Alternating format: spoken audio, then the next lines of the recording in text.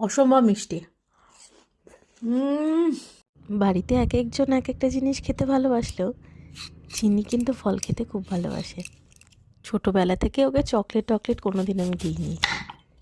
যখন একদম কুট্টি ছিল তখন থেকেই ফল দিয়েছি অনেক রকমের, আর দিয়েছি নাটস। অনেক ছোটো থেকেও নাটস খায়, এখনও খায়। এরকম হয়েছে, যখন প্রথমবার ওকে ইন্ডিয়াতে নিয়ে গেলাম তখন এক প্যাকেট নাটস ও খেয়ে নিয়েছে রাস্তায়।